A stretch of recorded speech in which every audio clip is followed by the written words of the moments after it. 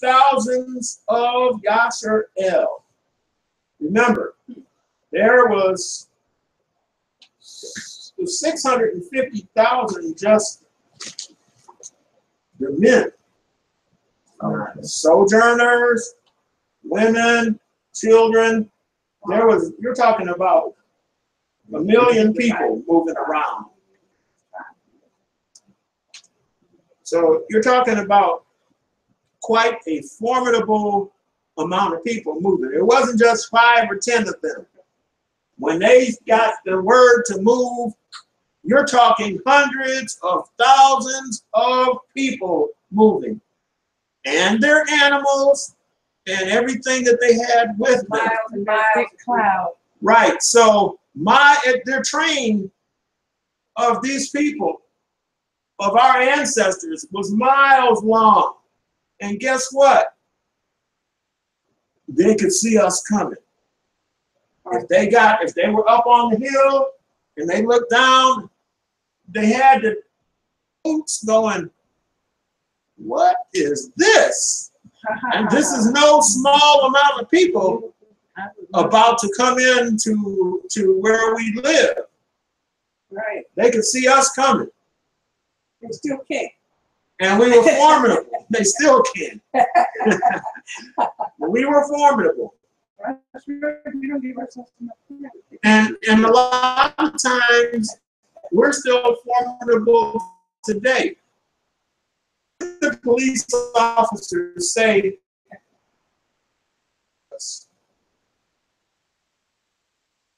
"Here for my life."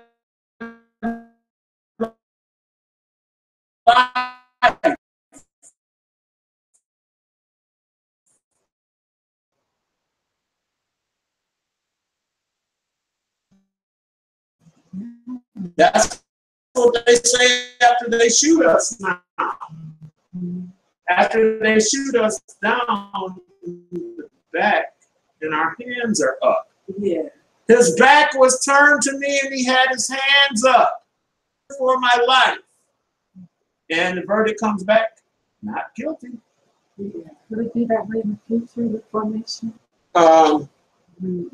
We can buy that scripture. So, you know, be who how you move. We know he's for us. And you know, from Mitzrayim, and then there's certain witnesses, and there's going to be 2 witnesses this time when he delivers us. So, I mean, who are we to say? We can only go by the example that scripture gives us.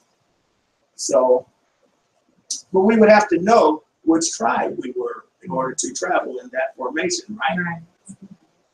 And we can't say that with a certainty now, can we? So what will we know? We're all mixed up now. We don't know. Till we get to the wedding party? So when we find out what our tribe is, will most likely be when the New Jerusalem comes down, because there are certain gates, 3 gates on every side. And those are for certain tribes, and you have to enter at your gate. So we'll know by then. They'll say, no, you can't come in this one. Yeah, wait. Our names we'll know. You got reservations? Let me see. Look at the big book. Let me see. Is it written in there? So, you know, we look forward to the day when we hear the shofar blow. And we need to be keeping ourselves for that day when we hear the shofar blow. We need to be preparing.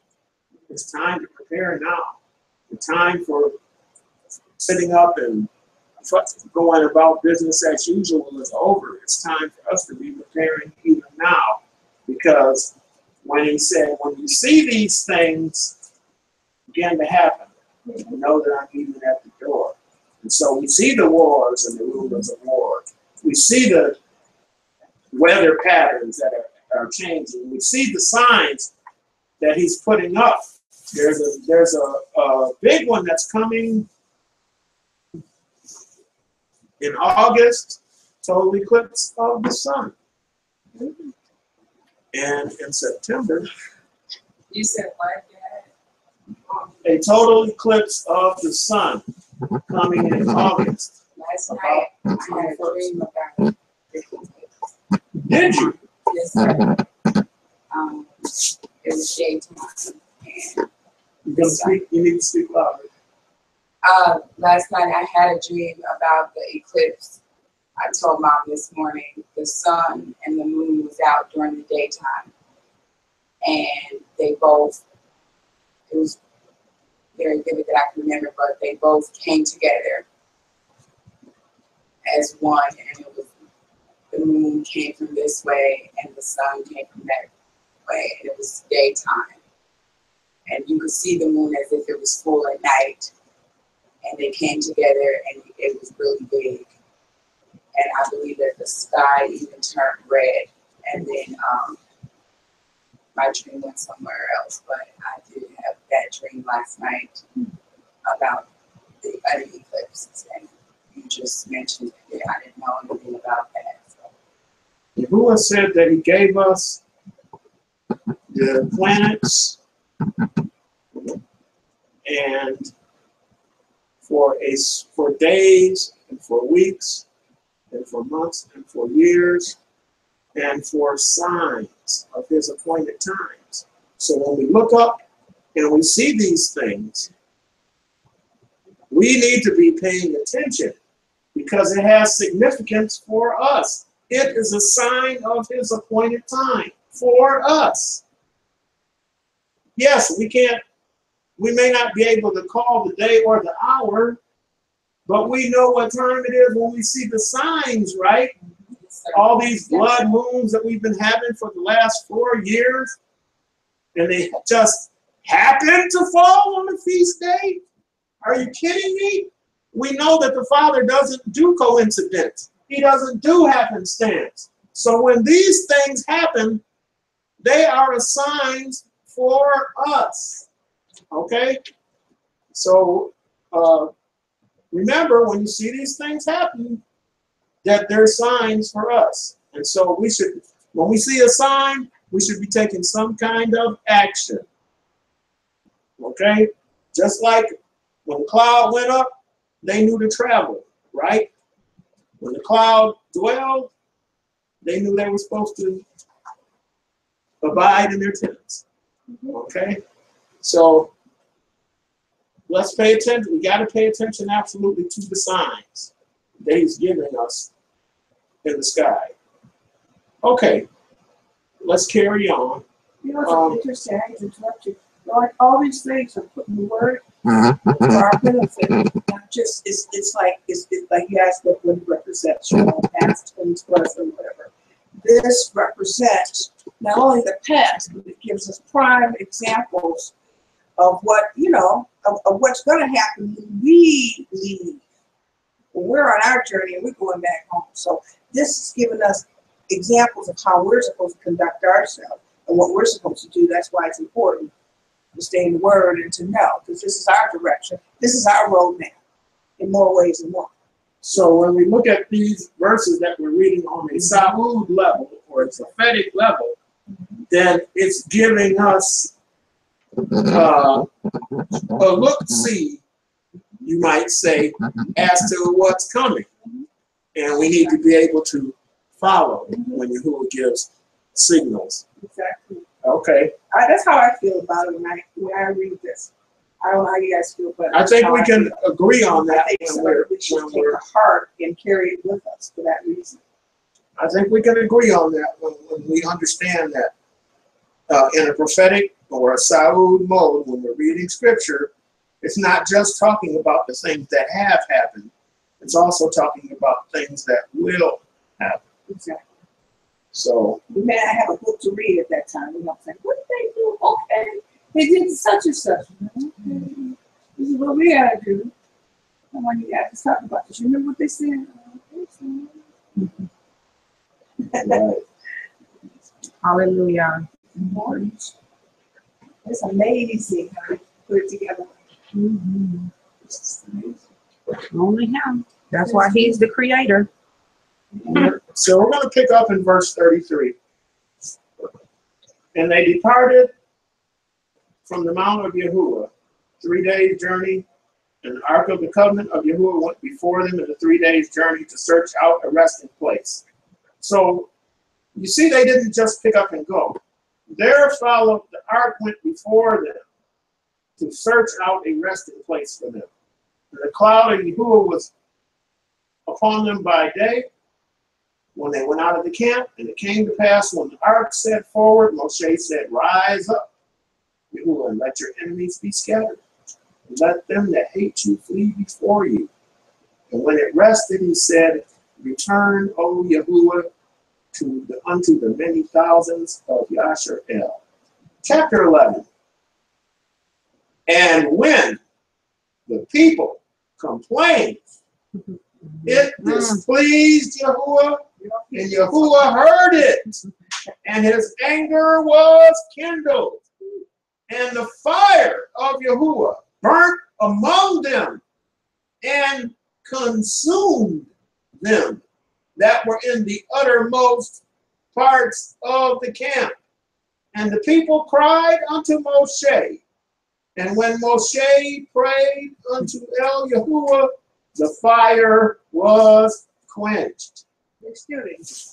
And he called the name of the place Taberah, because of the fire of Yahuwah burnt among them. Verse 4. And the mixed multitude that was among them fell a lusting, and the children of Yashar also wept again, and said, who shall give us flesh to eat? Verse 5. We remember Aleph, the fish which we did eat in Mitzrayim freely, Aleph, the cucumbers, and Aleph, the melons, and Aleph, the leeks, and Aleph, the onions, and Aleph, the garlic. But now our soul is dried away. There is nothing at all beside this manna before our eyes. Oh boy, I wouldn't want to be them at this time. Verse 7. And the manna was as coriander seed, the color thereof was as the color of bdellium. And the people went about and gathered it and ground it in mills, or beat it in a mortar, and baked it in pans, and made cakes of it. And the taste of it was as the taste of fresh oil. And when the dew fell upon the camp in the night, the manna fell upon it. Verse 10. Then Moshe heard Aleph, the people weep throughout their families, every man at the door of his tent. Every man in the door of his tent. And the anger of Yahuwah was kindled greatly. Moshe also was displeased. Verse 11. And Moshe said unto El Yahuwah, wherefore have you afflicted your servant?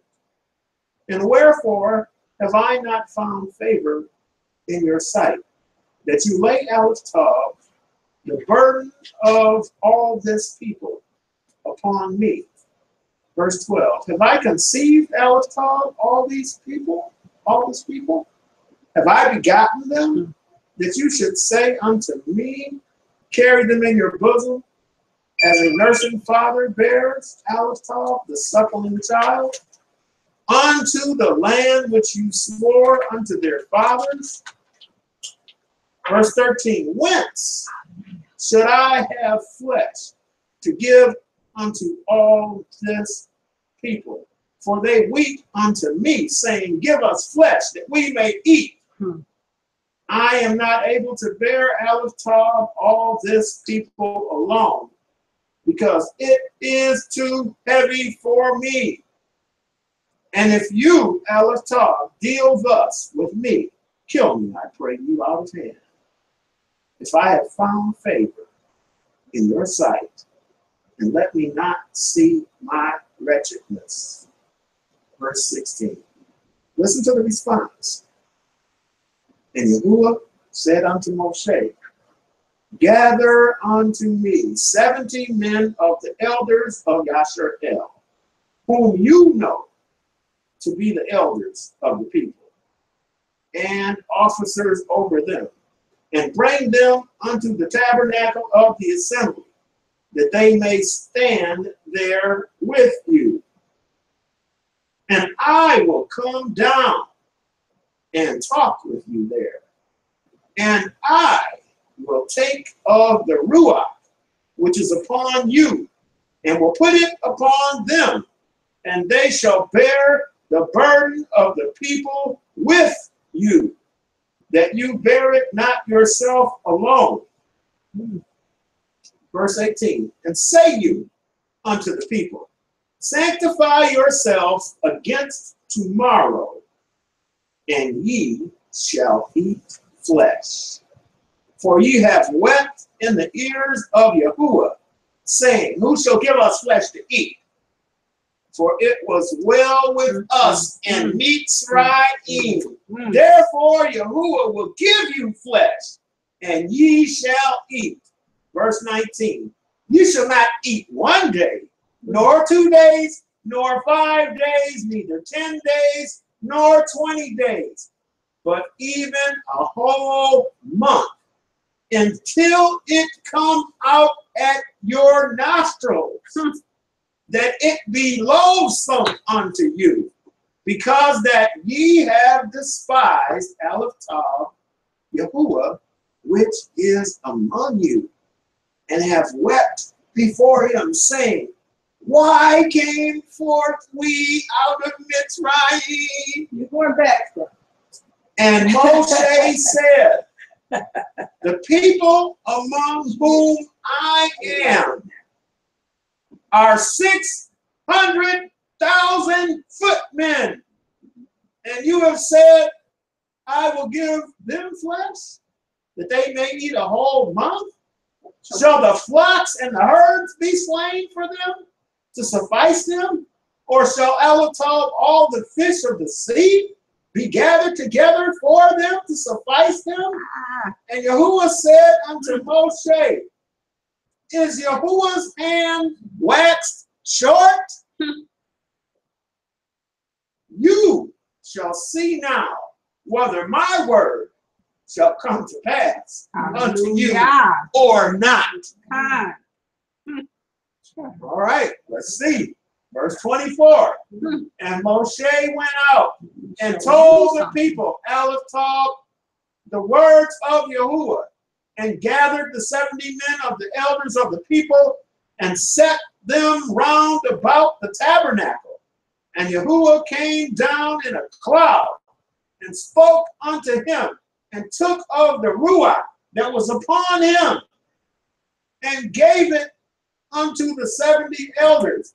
And it came to pass that when the ruach rested upon them, they prophesied and did not cease. But there remained 2 of the men in the camp.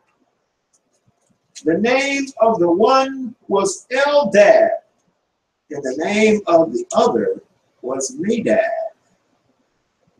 And the ruach rested upon them, and they were of them that were written, but went not out unto the tabernacle, and they prophesied in the camp. And there ran a young man and told Moshe and said, Eldad and Medad do prophesy in the camp. And Yahushua, the son of Nun, the servant of Moshe, one of his young men, answered and said, my sovereign Moshe, forbid them. Verse 29. And Moshe said unto him, envy you for my sake? Would to Elohim that all Yahuwah's people were prophets. Ooh, don't they sound familiar? That's in the what they call the New Testament, or the Brit Hadashah. Would you please give them that reference? I would that all of you would prophesy. Ah, that's why it sounds so familiar. Because we read that in the Brit Hadashah. Okay. So, Moshe said unto him, envy you for my sake. Would to Elohim that all Yahuwah's people were prophets, and that Yahuwah would put Aleph Tav, his Ruach, upon them. So, he's kind of prophesying here, isn't he? I would that all Yahuwah's people were prophets, and that Yahuwah would put Aleph Tav, his Ruach, upon them. Do you have his Ruach today? I don't hear. Let the redeemed of Yah say so. If you got his Ruach, you need to be speaking up, and you need to be happy that you have it. Does anybody have his Ruach today? Yes. Hallelujah. That's something that's not to be taken lightly. That's something that you need to be thankful for, that his Ruach is within you. Okay? I'm going to pick up at verse 30. I know they said that there's no more prophets. Then how does the scripture, if there's no more prophets, then how does the scripture work that says, I will do nothing unless I reveal it to my prophets first? So they're right in that the prophets are not operating under a king right now, but we are under our high priest and our king. So yes, we are under Hamashiach Yahusha, because that's why we have returned to royal Torah. He is our high priest. He is our king right now. So there's not a king, there's not a man that's over Yasharel right now that the prophets are reporting to. But he said he would do nothing unless he revealed it to his prophets first. So I would say that there are still, he still has his prophets among his remnant. Okay? Hallelujah. Verse 30, and Moshe got him into the camp, he and the elders of Yasharal. Verse 31, and there went forth a wind from Yahuwah, and brought quails from the sea, and let them fall by the camp, as it were a day's journey on this side, and as it were a day's journey on the other side, round about the camp, and as it were 2 cubits high upon the face of the earth. And the people stood up all that day, and all that night, and all the next day, and they gathered Aleph Tav the quails. Did they have to hunt them? No. They fell out of the sky. A day's journey on either side of the camp. 2 cubits high. They fell out of the sky. Wow. Did Yahuwah provide flesh for them? Yes, he did. Yes, he did. Like he said. All right. Arm too short. But That's let's why they see. like chicken today. Let's see what happens. Let's see what happens next. They like people, they like them some chicken. What? They like them some bird, don't they, Bob Louise? All right. Nothing new under the sun. Nothing new under the sun. And the people stood up all that day and all that night and all the next day, and they gathered Aleph Tav the quails. He that gathered least gathered 10 omers. And they spread them all abroad for themselves round about the camp. And while the flesh was yet between their teeth, ere it was chewed, the wrath of Yahuwah was kindled against the people. And Yahuwah smote the people with a very great plague. It doesn't pay to be a murmurer or a complainer. No, it doesn't. This is the takeaway. It doesn't pay to be a murmurer or a complainer. Oh, we liked the flesh when we were in Mitzrayim, all the leeks and the onions and all the good stuff that we did eat freely of, and the fish. You got you behind with it. But look what came along with that. Yes, yes. Servitude, hard bondage. That's what came along with that. Do you know that there's going to be people that are not going to want to leave this country? They already gone. They don't want to leave this country because they think it's their land. It's never been your land. Hebrews, Abaris, this is not your land. Don't get attached to this land. This is not the promised land. Yahuwah said he's going to take us back into the land. He's going to deliver us out of this land of our captivity with a strong arm, just like he delivered our ancestors out of Mitzrayim. We cannot be attached to this land. Let's go a little further, and it's going to tell us why. All right. The anger of you, the wrath of Yahuwah was kindled against the people, and Yahuwah smote the people with a very great plague. And he called Aleph, the name of that place, Kivrat Hatavah, because there they buried Aleph, the people that lusted. The people that lusted after the flesh, they died there and were buried there. Verse 35. And the people journeyed from Kivrat Hatavah unto Hesteroth, and abode at Hesteroth. Chapter 12. And Miriam and Aharon spoke against Moshe. Oh, now his own family, right? Miriam and Aharon spoke against Moshe because of the Cushite woman whom he had married. For he had married a Cushite woman. And they said, has Yahuwah indeed spoken only by Moshe?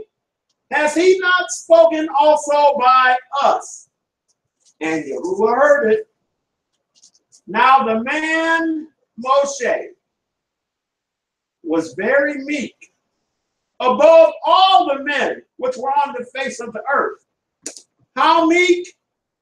He was very meek above all the men that were on the face of the earth. That's pretty meek, right? Yeah. If you're considered meek above all the men that were on the face of the earth, then you're meek. Okay? Verse 4. And Yahuwah spoke suddenly unto El Moshe, and unto Aharon, and unto Miriam. Come out, ye three, unto the tabernacle of the assembly. And they three came out. And Yahuwah came down in the pillar of the cloud, and stood in the door of the tabernacle, and called Aharon and Miriam. And they both came forth. And he said, hear now my words.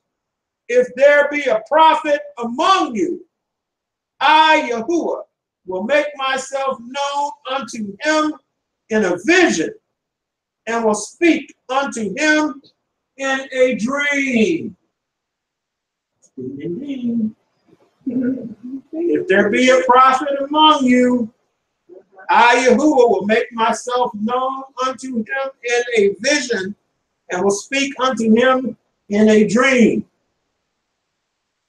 Verse 7. My servant Moshe is not so, who is faithful in all my house. With him will I speak mouth to mouth, even apparently, and not in dark speeches. And at the similitude of Yahuwah shall he behold. Wherefore, then were ye not afraid to speak against my servant Moshe. And the anger of Yahuwah was kindled against them, and he departed. And the cloud departed from off the tabernacle. And behold, Miriam became leprous. What color was she? White as snow. Miriam became leprous. White as snow. These are not my words. This is what Scripture says. It describes Miriam becoming leprous as being white as snow. Aharon's wife. Moshe's sister. That Moshe's- wasn't his wife, it was his sister. That was Moshe's sister. Moshe's sister, I'm sorry. Right. So she became leprous, white as snow.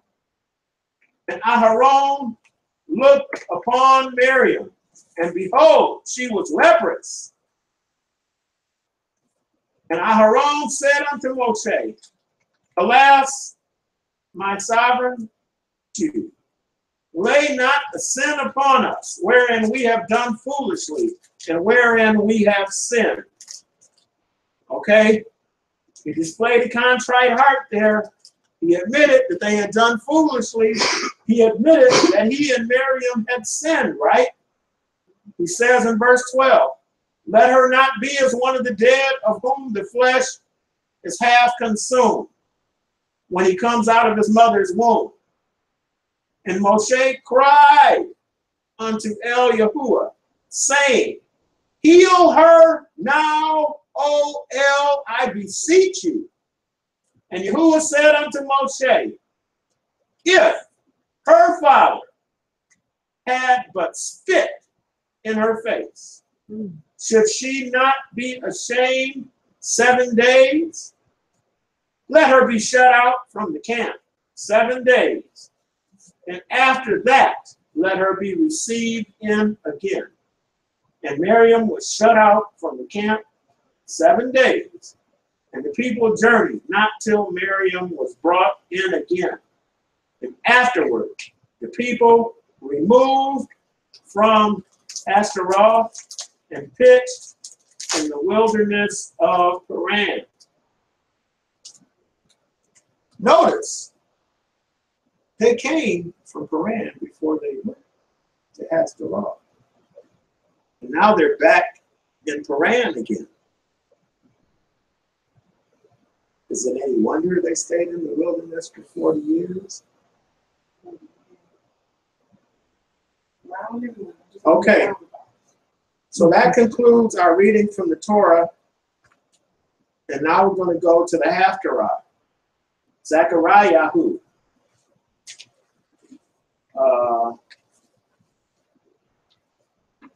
Now, the Hebrew scriptures number their chapters differently. The right content is here for the Haftarah portion. The Sefer has this portion as Zechariah 3, chapter 3, verse 1 through 4 and 7.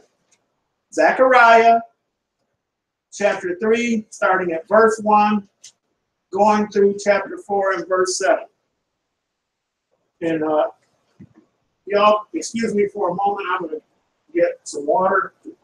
My throat is getting dry.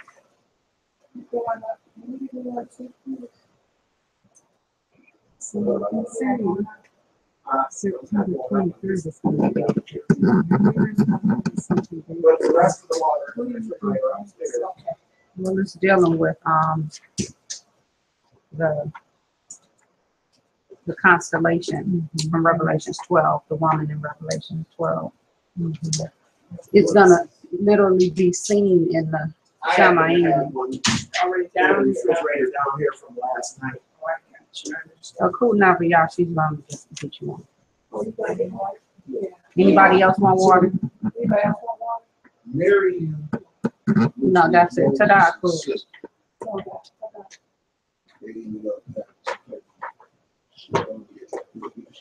He was upset that he married a Ethiopian. A woman of Cush, a woman who was from Cush. They was Ethiopia. Well, that's what my Bible Yeah, says. She was an Ethiopian. Yes, and in Sefer it says a Cushite woman. They spoke up out against his wife. Mhm. They don't have any business murmuring against Moshe. Moshe is the prophet whom the Most High has leading them. But they're going to sit there and murmur against him and all in his business Was that his first wife? about his wife. He only had one wife. Really? Most of yeah. They had no business doing that. Okay? So,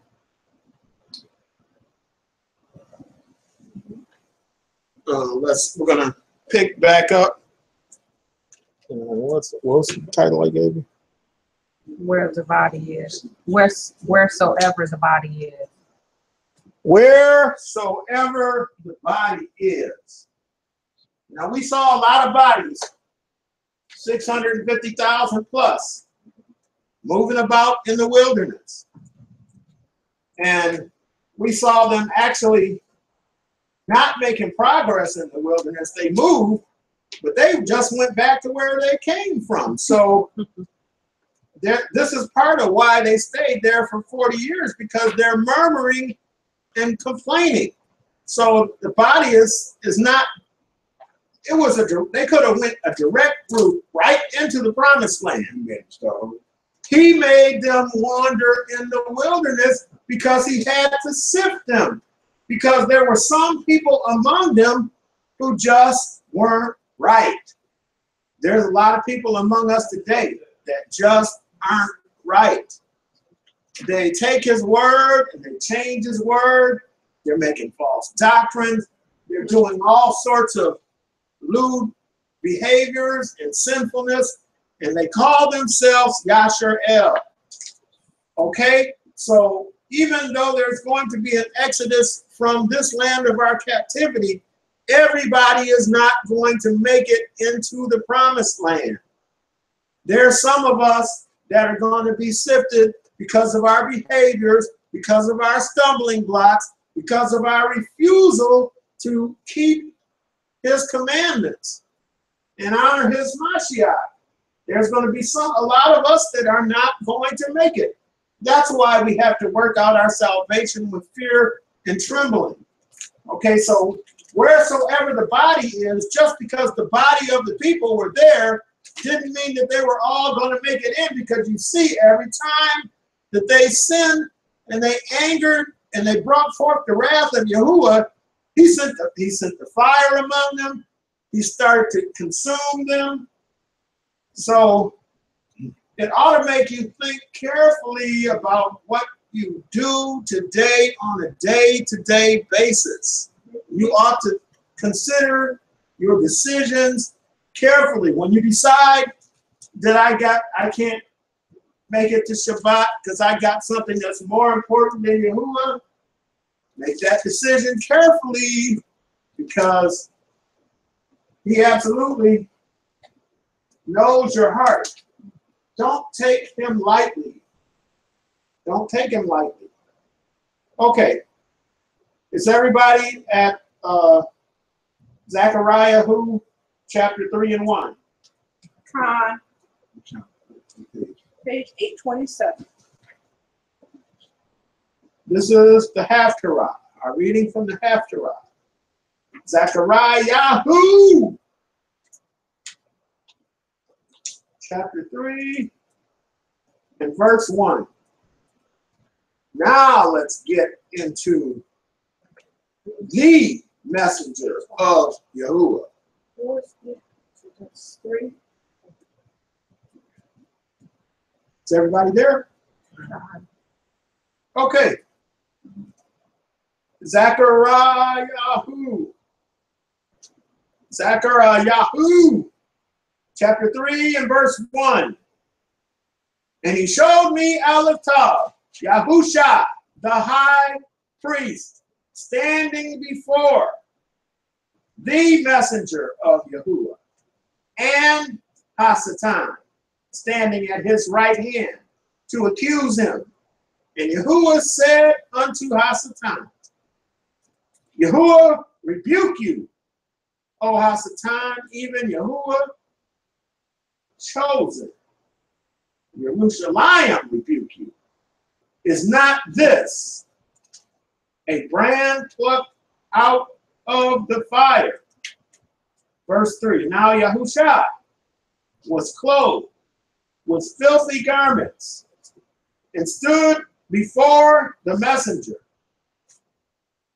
And he answered and spoke unto those that stood before him, saying, take away the filthy garments from him.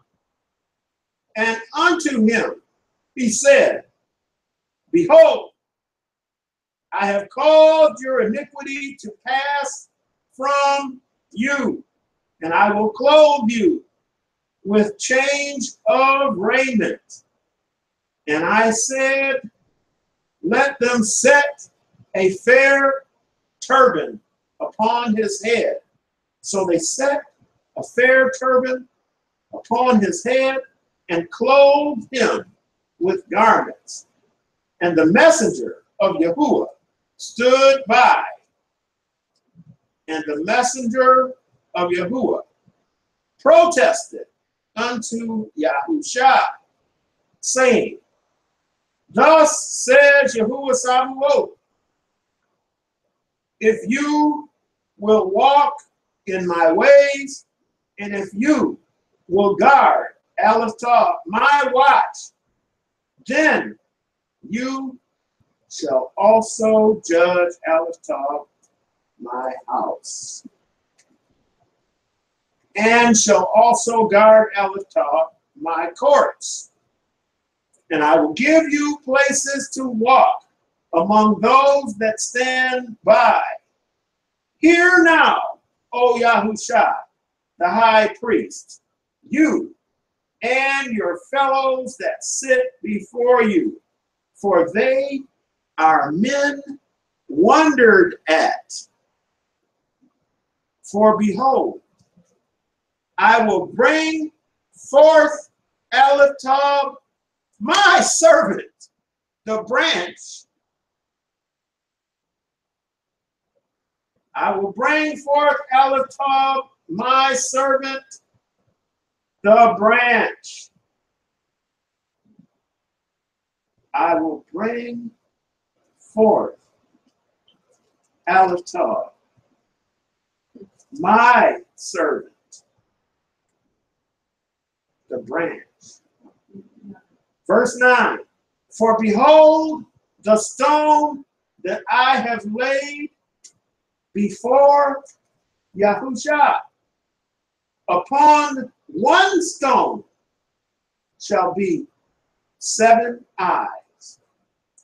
Behold, I will engrave the graving thereof, says Yahuwah Sabaoth, and I will remove Aleph Tav, the iniquity of that land in one day.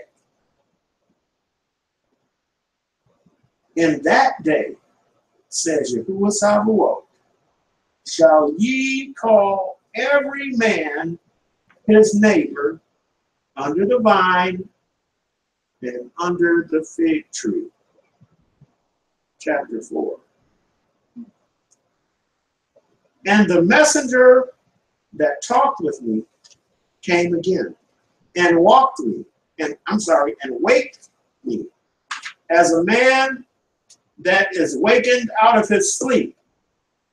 Did you catch that? And the angel that talked with me came again and waked me as a man that is wakened out of his sleep, and said unto me, what do you see? And I said, I have looked, and behold, a menorah, all of gold. A menorah, all of gold, with a bowl upon the top of it, and 7 lamps thereon. A menorah, all of gold, with a bowl upon the top of it, and 7 lamps thereon. To the 7 lamps, which are upon the top thereof, and 2 olive trees by it, one upon the right side of the bowl, and the other upon the left side thereof. So I answered and spoke to the messenger that talked with me, saying, What are these, my sovereign? Then the messenger that talked with me answered and said unto me, Know you not what these be? And I said, No, my sovereign. Then he answered and spoke unto me, saying, This is the word of Yahuwah unto Zerubbabel, saying, Not by might, nor by power, but by my ruach, says Yahuwah Sabaoth. Remember that. Not by might, nor by power, but by my ruach, Sabaoth. Verse 7. Who are you, O great mountain, before Zerubbabel? You shall become a plain, and he shall bring forth Aleph, the headstone thereof with shoutings, crying, Grace, grace unto it.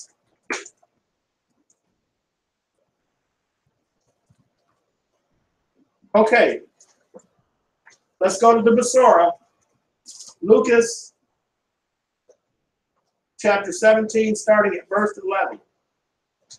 The Besorah, Luke 17, starting at chapter 17, verse 11. What verse did you end with in Zechariah 4? Zechariah, I ended chapter 4, verse 7.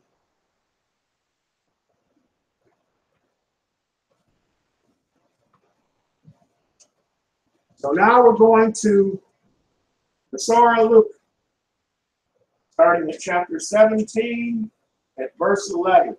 17:11.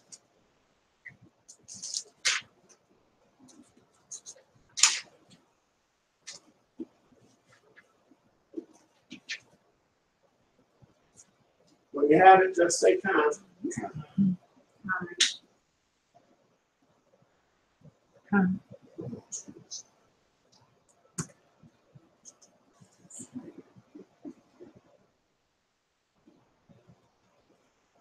Okay.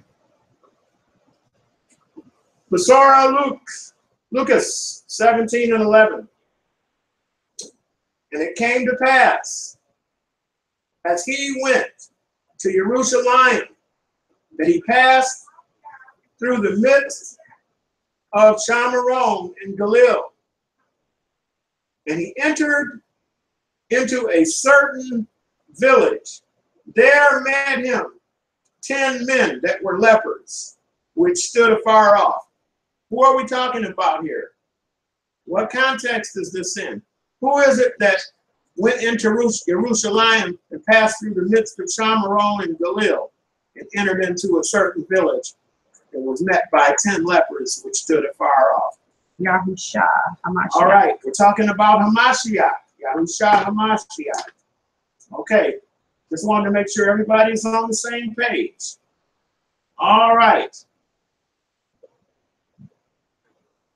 Verse 13.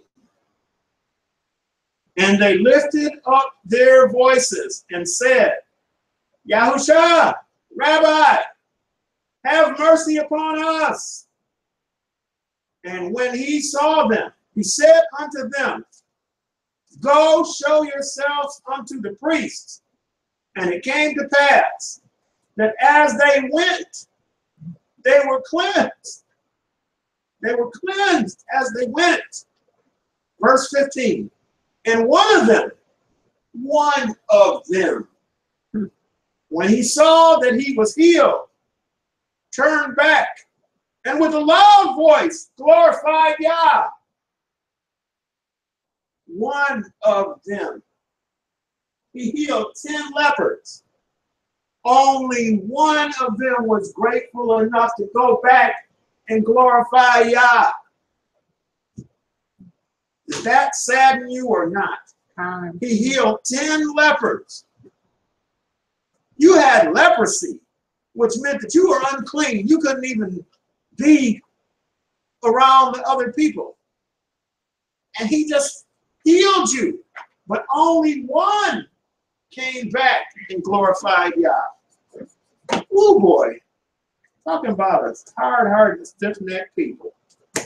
Okay. And one of them, when he saw that he was healed, turned back and with a loud voice glorified Yah. He esteemed Yah with a loud voice. Verse 16. And fell down upon his face at his feet, giving him thanks. And he was a Shamaroni. And Yahusha answering said, were there not 10 cleansed? But where are the 9? Where are the other 9? Where are the 9 that was with you? There are not found that return to give glory to Yah, save this stranger. And he said unto him, arise, go your way. Your belief has made you whole. Your belief has made you whole. He was a stranger that believed. His belief. This is what Mashiach told him. Not my words. Your belief has made you whole. What's another word for belief? Say that louder. Faith. Faith. Yeah. All right. And when he was demanded of the parashim, the Pharisees, when he was demanded of the parashim, when the kingdom of Yahuwah should come, he answered them and said, the kingdom of Yahuwah comes not with observation. Neither shall they say, lo here or lo there. For behold, the kingdom of Yahuwah is within you. And he said unto the Talmudim, the days will come when ye shall desire to see one of the days of the Son of Adam, and ye shall not see it. And they shall say to you, see here, or see there. Go not after them, nor follow them. For as the lightning that lightens out of the one part under heaven shines unto the other part under heaven, so shall also the Son of Adam be in his day. But first must he suffer many things and be rejected of this nation. 26. And as it was in the days of Noah, so shall it be also in the days of the son of Adam. They did eat, they drank, they married women, they were given in marriage until the day that Noah entered into the ark. And a flood came and destroyed them all. Likewise, also as it was in the days of Lot. They did eat, they drank, they bought, they sold, they planted, they built. But the same day that Lot went out of Sodom, Yahuwah rained fire and brimstone from heaven and destroyed them all. A-L-L, destroyed them all. Verse 30, even thus shall it be in the day when the son of Adam is revealed. Who was that referring to? Now, son of Adam, that verse is referring to. That shall be revealed. The question comes, who is the son of Adam that this verse is referring to? Y'all ain't got to turn no pages to answer that question. They're talking about Yahusha. Right. I know y'all know that. Yeah, y'all ain't got to turn no pages to answer that question. No, I'm actually looking for, because it was something that you had said in 17 verses, when you said in this nation, and in the Basora it said this generation, so I'm just trying to confirm it in the Shofar. That's why I had mine's open. It says, even thus. 25, but first he has to suffer much and be rejected by this, and you said nation, and in the Basora it says generation. So I was trying to make sure that it said it in. So the Sefer says nation. Yes. The Basora says generation. Yes, sir. So That's a big it's kind of, it's a big difference because, you know, we are like, we do suffer from our nation, but in generation, in a, what kind of mode am I trying to speak of as of today? This Saul. is the generation, Saul mode. We are being rejected by this generation versus just our nation. I mean, but even in our nation, we have to suffer and be rejected as well. But it was just like a twist of words, so I was just resonating with both of them. Come, let us destroy them from being a nation. Nation not desired. You're about to say something?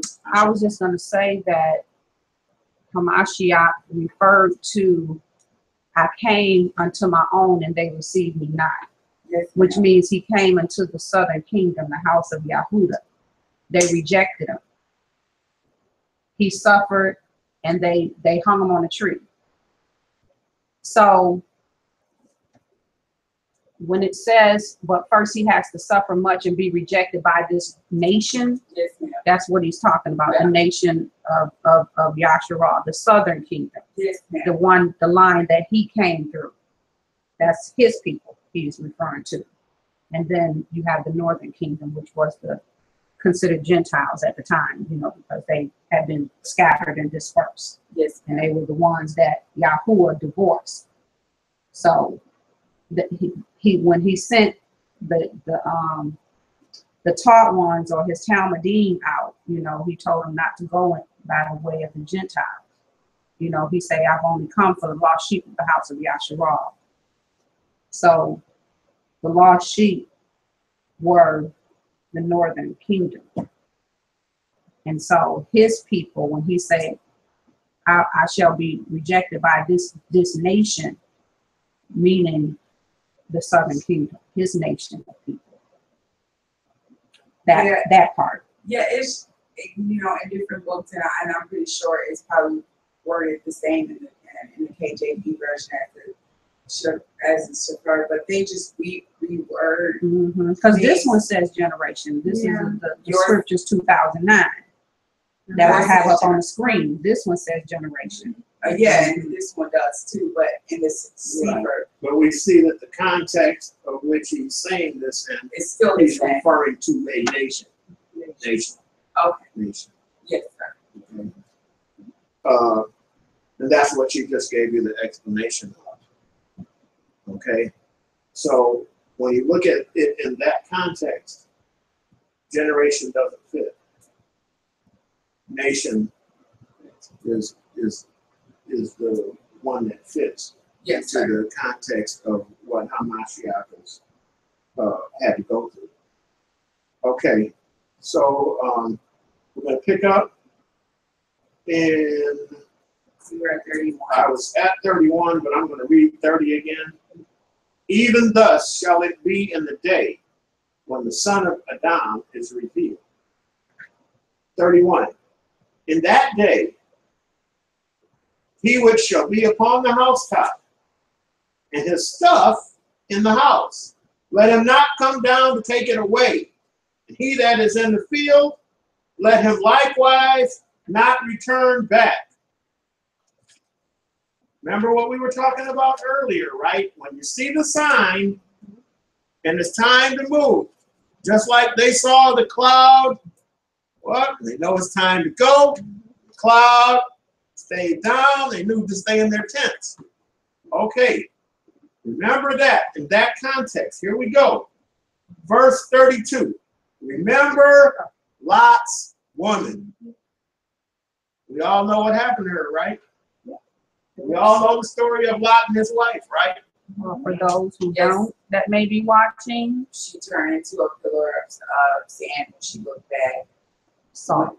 Salt, or yeah, it was some say sand and salt. But she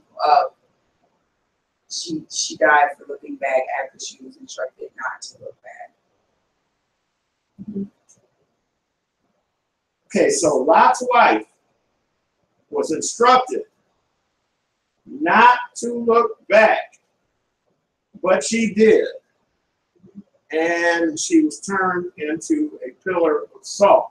So doesn't that make us have to pay special attention here to verse 32 that says, remember Lot's woman? Yes.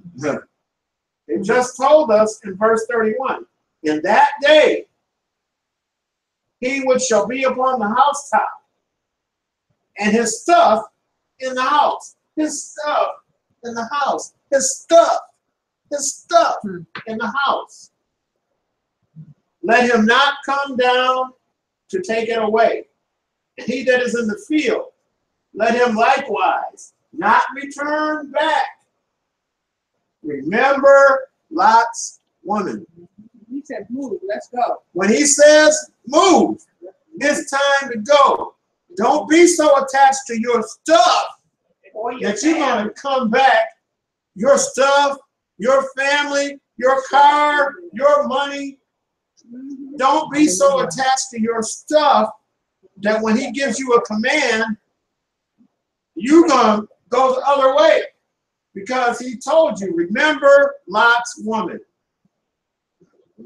Verse 33. Whosoever shall seek to save his life shall lose it. And whosoever shall lose his life shall preserve it. Verse 34. I say unto you, it shall come to pass that two shall be on a couch. Two shall be on a couch. Two shall be on a couch. Two Reading. shall be on a couch. One is received, and the other forsaken. Verse 35. It shall come to pass that two shall be professing the truth for the same. 2 shall be professing the truth for the same. 2 shall be professing the truth for the same. 1 is received and the other forsaken. That's deep.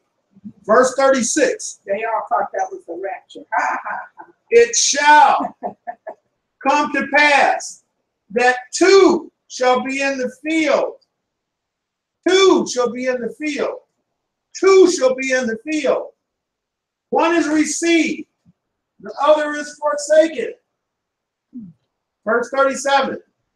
And they answered and said unto him, Where, Adonai?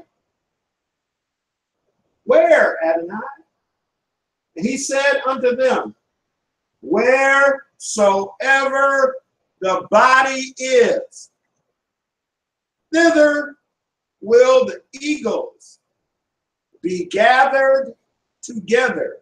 Wheresoever the body is, thither will the eagles be gathered together. Chapter 18. And he spoke a parable unto them, to this end, that men ought always to pray and not to faint, saying, There was in a city a judge, which feared not Yah, neither regarded man.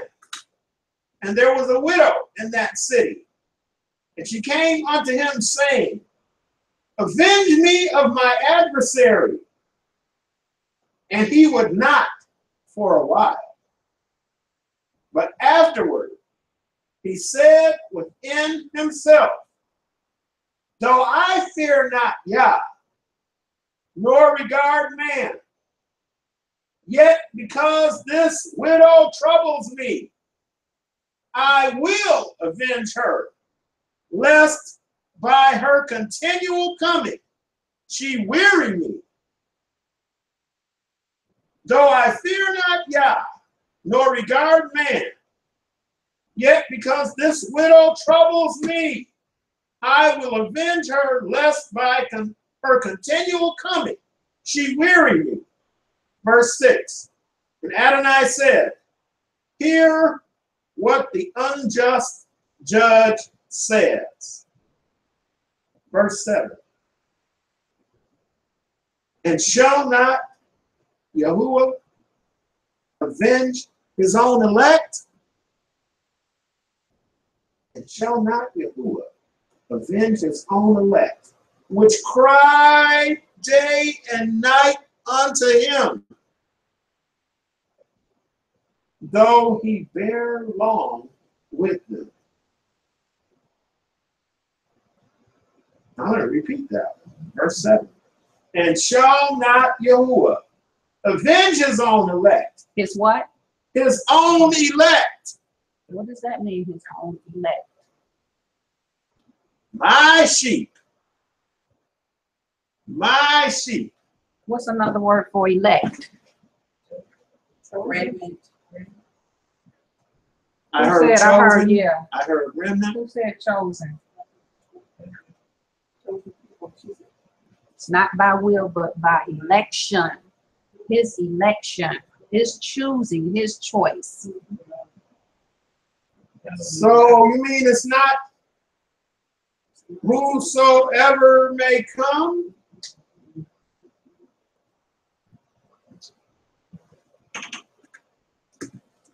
If you think about it, it may be predestined even before they were beginning of anybody was created, because it's something that he had planned all along.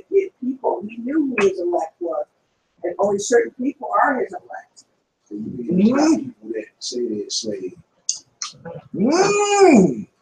He planned, he knows, so he takes it. And Because remember, it's not a coincidence.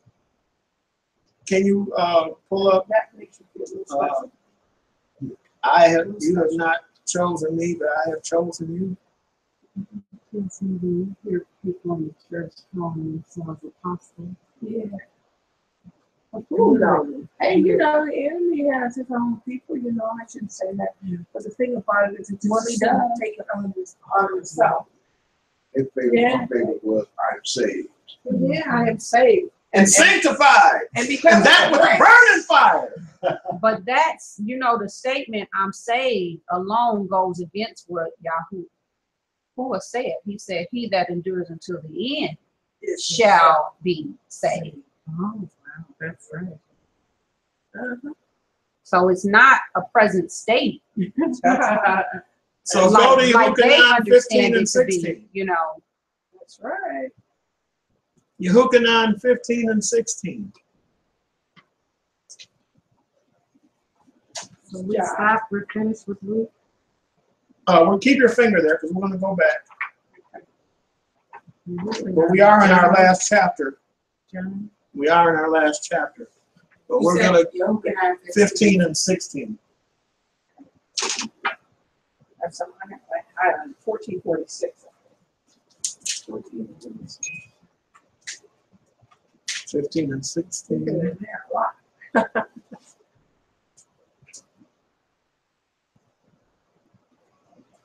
There it is. Yehukanan 15 and 16. Not my words. Scripture. You did not choose me, but I chose you and appointed you that you should go and bear fruit, and that your fruit should remain, so that whatsoever you ask the Father in my name, he might give you. These words I command you, so that you love one another. If the world hates you, you know that it hated me before it hated you. So much for free will. Go back to, down again. Okay, verse 19. If you were of the world would love its own. But because you are not of the world, but I chose you out of the world. For that reason, the world hates you. Remember the word that I said to you, a servant is not greater than his master. If they persecuted me, they shall persecute you too. If they have guarded my word, they would guard yours too. But all this shall they do to you because of my name, because they do not know him who has sent me. They don't know Yahuwah, and they rejected his Mashiach.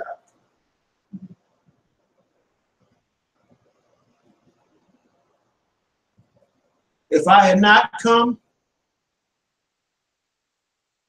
and spoken to them, they would have no sin. But now they have no excuse for their sin. Yeah. It started out at Yehukanan 16 and 15. 15 and 16. 15 and 16, I'm sorry. He who hates me hates my Father as well. He who hates me hates my Father as well. If I did not do among them the works which no one else did, Oh my goodness. they would have no sin. But now they have both seen and have hated both me and my Father. They saw, this was your question earlier. Now, if they saw the miracles, how is it that they could still act in rebellion?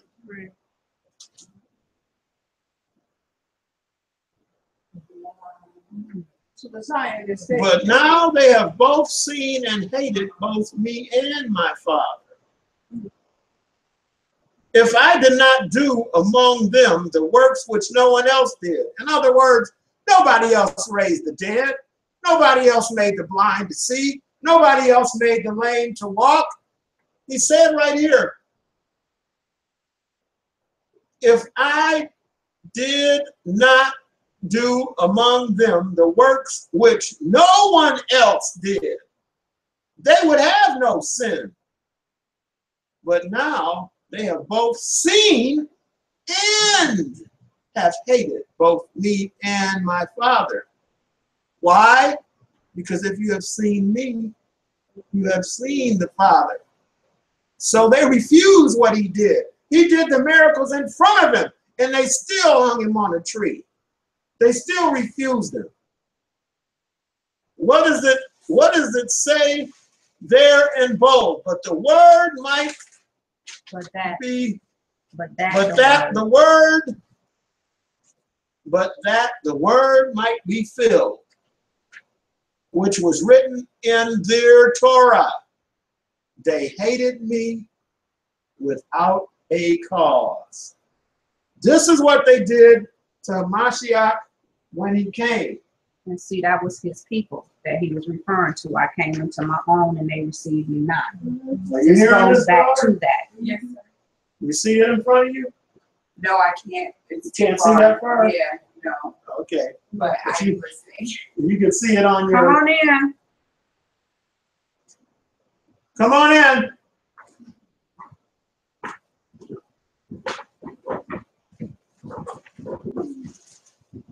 Shabbat shalom. Shalom. Shabbat shalom.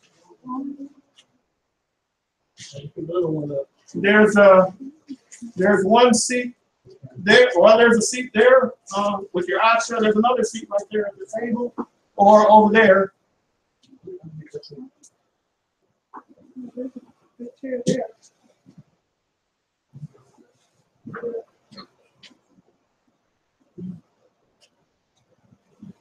So we just went. Is that better, daughter? We're at. You got to be nearsighted because I can't read the words. Okay. So we started at Yehukanan 15 and 16, and right now we're at 15 and 25, where it says, but that the word might be filled, which was written in their Torah, they hated me without a cause. And this is Yahusha speaking, and That's This is Yahusha. Yehukanan. Oh yeah, that was yeah. That's Yahusha speaking in Yehukanan in the 15th chapter, starting at the 16th verse. Said anything. They hated me without a cause. And, you know, a lot of that is still going on even today. Because when you bring the truth to a person and you say, there's no J in the Hebrew Aleph Bet, and they say, but I love that name. But I love my J-E-S-U-S. He's gotten me this far. What? Right. He healed me. He saved me when I was going to commit suicide. What are they doing? They're still hating Mashiach without a cause because they're rather believe this lie that they've been told, which came out of religion, than to accept Mashiach for who he is. They hated me without a cause, he said. They hated me without a cause. They didn't have a, in other words, they didn't have a reason to hate me. The Father sent me. You've seen me, you've seen the Father.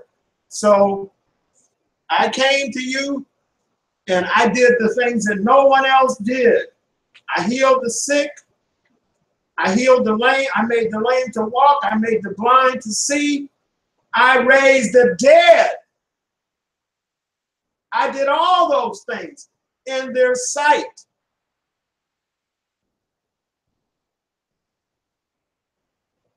But now they have both seen and hated both me and my Father,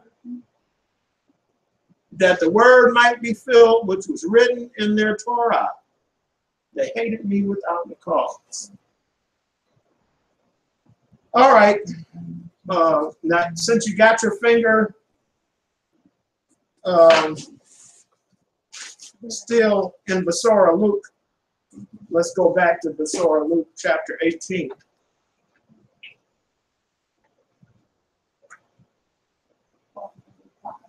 Verse 8.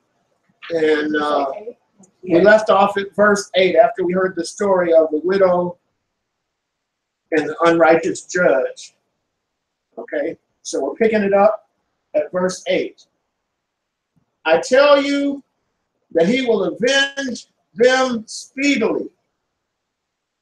Well, let's go back a verse and get the context of that. Verse 7. And shall not Yahuwah avenge his own elect? And shall not Yahuwah avenge his own elect, which cry day and night unto him?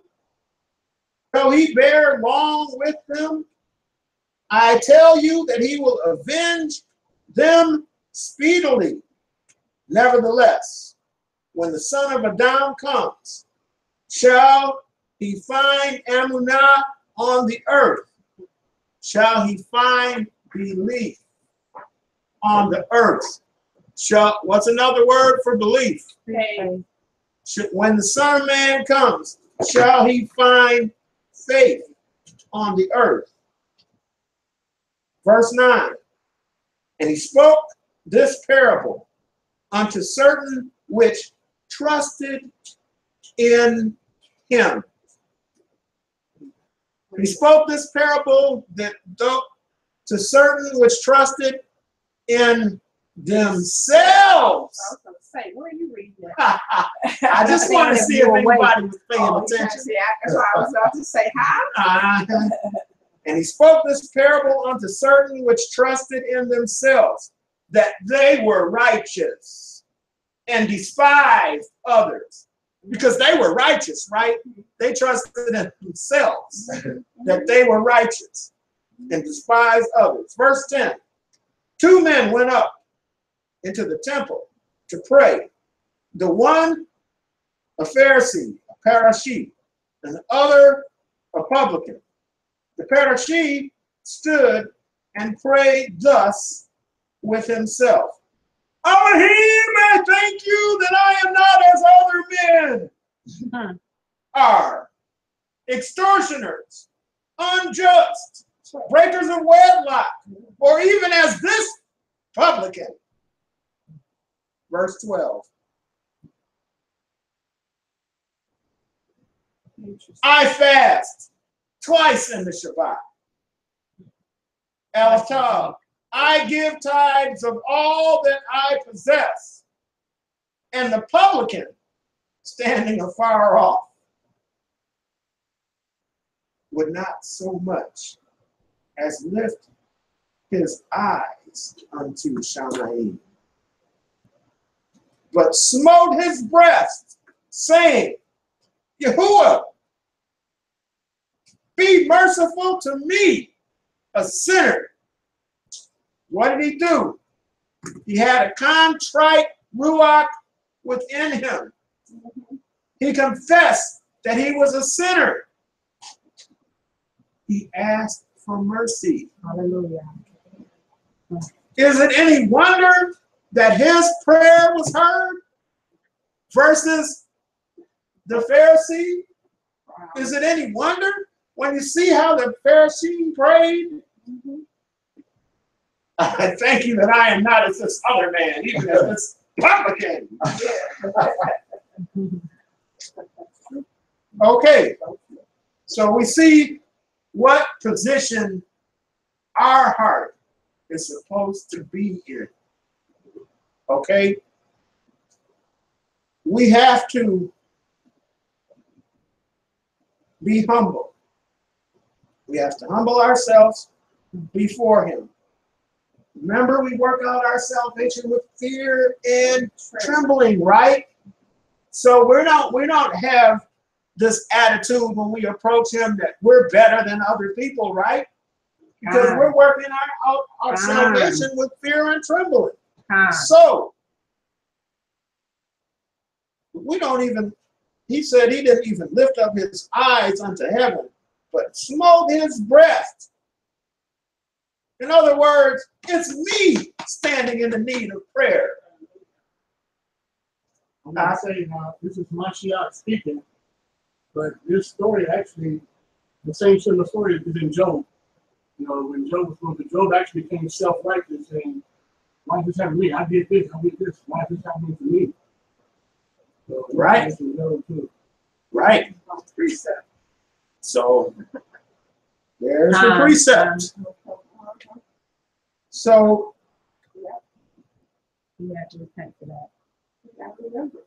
He smote his breast, saying, Yahuwah, be merciful to me, a sinner. So he knew he was a sinner. He identified himself as a sinner, and he asked for mercy. Verse 14, I tell you, this man went down to his house justified rather than the other. For everyone that exalts himself shall be abased, and he that humbles himself shall be exalted. Hallelujah. Most people can say they've been guilty of that very thing, so not to the extreme degree, but to some degree. I think we can all say that. I think so. I think we can all say that to some degree, that we have at some point looked at somebody else and just a little bit maybe, just thought that we were in some kind of a better position. You wanted to say something? I have to share it now because it's funny you reading this. This morning I'm up, and I believe, I know what I'll be hearing. The Most High said, remove every picture of yourself. It was bringing attention to me. So I would draw all my Facebook stuff and every picture by myself and remove it. It's funny you're reading this now. This is exactly what I'm going through this morning. Hallelujah. Isn't it amazing that there is no coincidence with Yahuwah? I was just saying this earlier. There is no happenstance. Cool? It's crazy. There is no coincidence with him. When he says a thing, he'll bring that confirmation. Okay? And it's not funny. It's not a coincidence. It's absolutely his hand moving. And he's letting you know you're on the right track. That was me. I spoke it to you. I spoke it to your heart. And you're acting on it. Here comes the confirmation. You took that step in faith and started being obedient to what you heard. And now here you come in, and this was the very last chapter. We've been through everything that we're going to go through today, and we get to this, and you get here just in the nick of time to hear it. That's not a coincidence. That's not happenstance. That's Yahuwah moving in our lives. That's an example of how he does us. So I guess in coming to a close, I want to say that don't ever take him for granted. If he gives you something, he doesn't speak an errant word. His words absolutely bring to pass what he said. Okay? His words do fulfill the purpose for which he sent them. They don't return to him for it. So we can't ever take for granted when we read his word, when he speaks it to us, when he gives it to us in a vision or a dream. We can't discount it in any way. Can you go up the reference scripture to what you just said that his word Does not His return word void. will not Yes. return to him void, but shall accomplish the purpose for which he sends it. Hallelujah. The scripture 18 verse 8, when the Son of Man come, Yeshua will avenge them speedily. Does that mean in Isaiah future? 55:11. Isaiah 50. 55:11. Excuse me. Okay, hold on a second. There's two conversations going on here. Okay, so you got the verse you wanted. All right, Isaiah 55 and 11. Yes. So that was the reference. Now, go ahead. We just read Luke 18 verse 8. I tell you that he will avenge them speedily.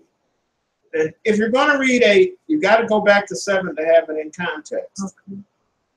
And shall not Yahuwah avenge his own elect, which cry day and night unto him, though he bear long with them? Verse 7 is a question. Verse 8 is the answer to verse 7. I tell you that he will avenge them speedily. Nevertheless, when the Son of Adam comes, shall he find belief on earth? In other words, when Hamashiach returns, will we be acting in faith, or will we be consumed with fear? And if we're in faith, he will avenge us He- speedily. He said that he will avenge them speedily, or he will avenge us speedily. So that's the answer to verse 7. But then he makes another statement, and that's where it kind of splits up, because notice, I tell you that I will avenge them speedily, period. Okay? Then this next statement is a question again. He goes back to a question. Nevertheless, when the Son of Adam comes, shall he find belief on the earth? Okay, so we have to separate it out. And that period is separating that statement. I tell you that he will avenge them speedily, from the next question, which is being posed here. When he comes, will he find belief on the earth? Will we be operating in faith, keeping his laws, guarding his commandments, keeping his precepts, accepting his Mashiach? Or what's the opposite of faith? Fear. Will we be frightened because of the things that are coming upon this earth? No, we won't be frightened, because he's told us, I'm with you. I left you my ruach. I put the planets up there for days and for years and for seasons and for signs. So we, like I said, there's going to be a total solar eclipse coming round about the 21st of August. And then Yom Teruah is coming up.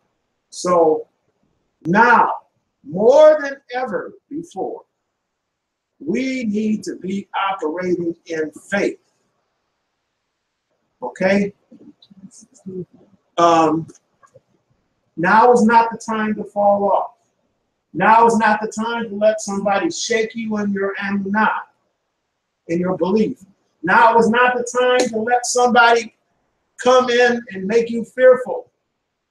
I'm not afraid of number 45.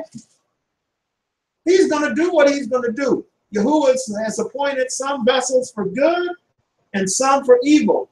But it's Yahuwah who sets up rulers and deposes kings. So I'm not going to be afraid. Persecution is not coming. Persecution is here. They're shooting us down in the streets now. And the verdict, and they say those 5 words. I was in fear for my life. Well, did the man have a gun? No, but I was in fear for my life and I shot him. Isn't there a reference scripture to what you just said as far as Yahuwah makes spiritual vengeance to? It's Yahuwah who sets up rulers and deposes kings. There absolutely is a reference scripture for that. And that pertains to like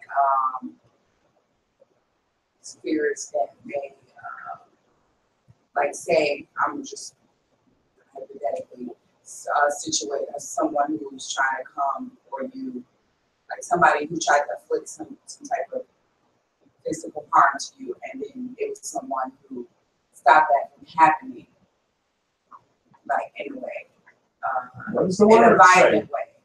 Not in a violent way, but like, you know, like say someone's trying to come at you and then that another person stops him and knocks him out or something. Is that kind of correlates to what Yahuwah does? I'm just asking. Well, he's our buckler and our shield. Yes. He's a hedge about us. Yes. No weapon formed against me shall prosper. Yes, sir. It won't work. No weapon formed against me shall prosper. So Yahuwah is our shield and our buckler, our protector. He's our help. He's the thing, he's the one, the Ancient of Days, who stands in between us and these things that are coming upon the earth. Yahuwah has not given us the spirit of fear, but of a sound mind. So what it correlates to is our faith is in Yahuwah and Hamashiach. Yes, sir. Okay? So it doesn't really matter what anybody comes and says to us at this point, because we know in whom we have believed, right? Yes. Okay, but your question was, Yeah, who will he use or what will he use? Yeah, that's Right, what- yes. Yeah, Anything. that's what I was trying to say. Anything, like he used a donkey to warn Balaam when he was going to curse Yeah, Yahshua. that's what I was Yes. trying to say. Yeah, because like it just like maybe a situation where, you know, we're in a situation where someone's shooting and then another person comes out and stops that from happening. Or I don't know if I'm making it He's even sent Yeah, I understand what you're saying. he's even sent messengers to do. to stop a thing from happening to you. I mean, he will go through whatever length it takes. If you want to say something. I don't think about scripture, but what I was just trying to figure out.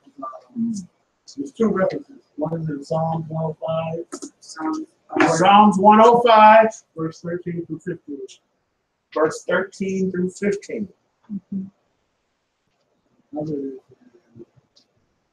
It says the same thing, the exact same thing. First Chronicles 16, 20 through 22. Which verse is- What's the He second? said Psalms 105, Right. verse 1. 13 through 15. Then First Chronicles, chapter 16, verses 20 through 22. It says the exact same word for word. Wow. Thank you. And you say the Second Chronicles, right? I was No, just First reading Chronicles. First Chronicles. Chapter 16, 20 through 22.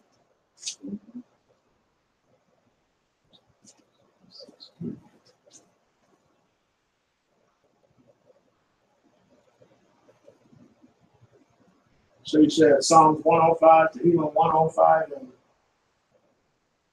105 and was it 14 through 15 or 13 through 15? 13 through 15. First Chronicles 6, 16. 16. 20 through 22. First Chronicles. So when you get to First Chronicles, would you read that one, please? Yes, sir. The verse was again. Chapter and verse. 16, 20 to 22.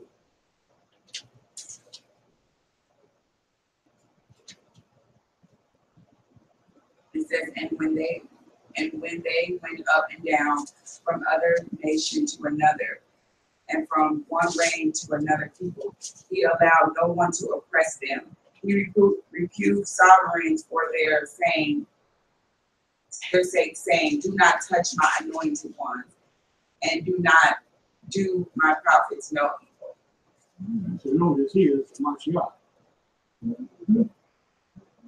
So like, I was saying, Mashiach, they send those who have been done. Like he said, he could fit. He's going to send them. Yes, sir.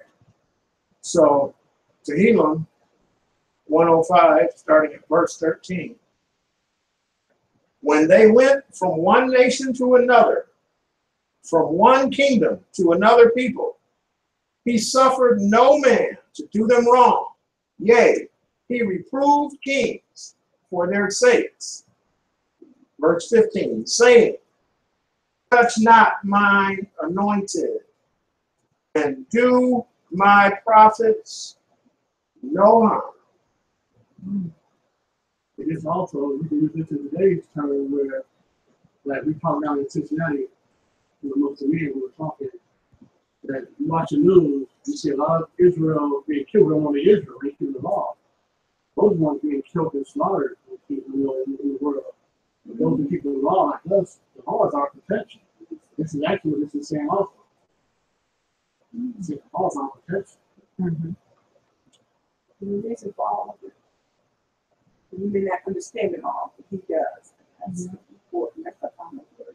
But there are some that's appointed to be martyrs. You know, some will die, you know, for righteousness' sake. Yes, and even that is that's a special honor for a person to be in that position, because it's some that just don't have a clue and then what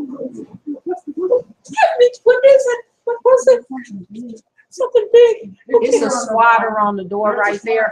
Can you get that and take care of that for us, I please? thought it was a Put bee. Oh.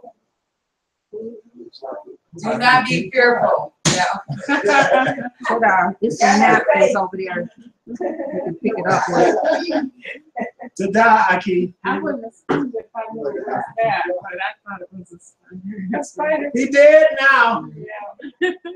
Like a spider with a tarantula. He dead. Touch not mine anointed. He tried to land on you, didn't You he? see what I'm saying? You use that spirit to kill that thing. Like, See what happened to him, didn't you? yeah. So we're gonna close out for today. We can see that Yahuwah is still moving. He's still confirming things.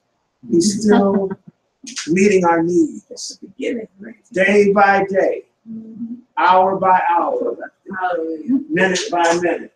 He's still answering our questions. This word is a living word.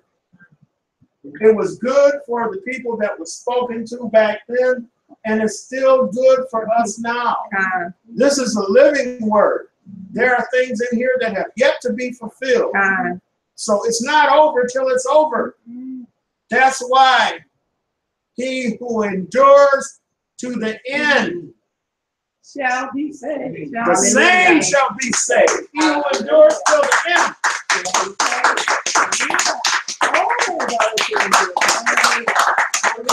Hallelujah. So be encouraged. Keep on enduring. Keep on. Though it might seem like you're going through, remember, you're not the only one, and you're not going through by yourself, because he said he would never leave you or forsake you. So keep your head up, whatever it is that you have to walk through. reject and resist that spirit of fear. Okay? We don't operate in fear. We operate in faith. If you find yourself operating in fear, then you've taken your eyes off of Yahuwah and Hamashiach. Okay? So be encouraged and keep the faith. Keep the faith. So to you online who have joined us today, we bid you Shabbat Shalom. Shabbat Shalom. Shabbat Shalom, everybody. Nicole say it's a marathon, not a race. That's right, Akut. It's a marathon. Praise be to Yahuwah. Hallelujah. Hallelujah. Hallelujah. So let's stand and face the east, face the holy city, Jerusalem. Hallelujah.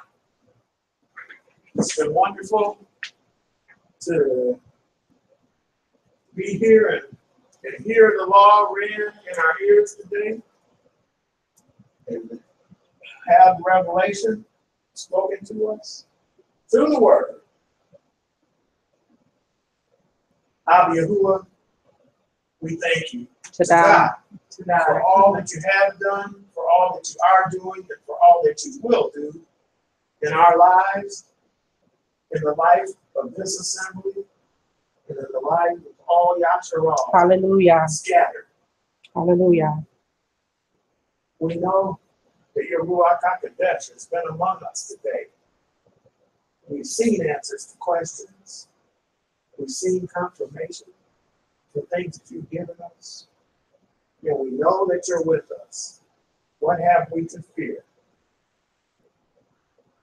But we lean not on our own understanding, not to our own understanding, but we lean on your word, on your Torah, operating in faith. Hallelujah. Hallelujah.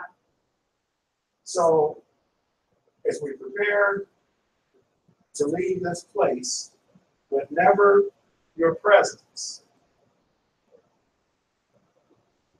may Yahuwah rock you and keep you. May Yahuwah make his face shine upon you and be gracious unto you. May Yahuwah lift up his countenance upon you and give you his shalom. Barak the children of Yashayah, and I will barak them in the name of Yeshayah, Hamashiach, our Mashiach. Hallelujah. Hallelujah. Hallelujah. Now, Abba Yahuwah, we just want to just ask that you would be a hedge about us as we go forth in this place. Grant your traveling mercy that we all return safely to our points of origin or our next destination. We ask that you would send your messengers to encamp round about us and charge them to keep us safe from harm and danger. We ask that everyone would make it back to their dwelling or the next appointment with nothing missing, nothing lacking, nothing broken. Help us to hide your word in our heart, to confess it with our mouths, to do it with our hands, and to meditate upon it daily, that there be no lack, but that all be fulfilled according to your will and according to your way. Hallelujah. Lead us and guide us in your paths of righteousness. For your name's sake. Help us to walk in the way. Help us to be a barak to others. Help us to be an example to our children of the walk in the way that you've shown us, that they might grow up to walk in the way also. Hallelujah. Hallelujah. Hallelujah. Hallelujah. Hallelujah. Hallelujah. Barak are you, Yahuwah, our Lord, King of the universe, who brings forth the bread from the earth. Barak are you, our Lord, King of the universe, who brings forth the fruit from the vine. Hallelujah. To God for these things, your bounty, which you have given liberally to us. Hallelujah. We ask that you would sanctify it in Yeshayah and cause it to be nourishment to our bodies and to our minds, as your word is nourishment to our life. And we thank you in advance for the benefit. And Yeshayah. Amen. Hallelujah. Hallelujah. Hallelujah. Diďbre. Hallelujah.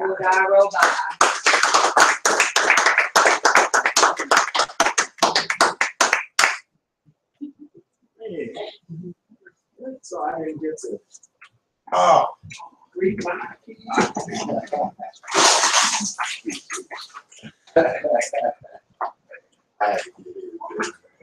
yes, sir. Right there. I can't see it. To that. Where?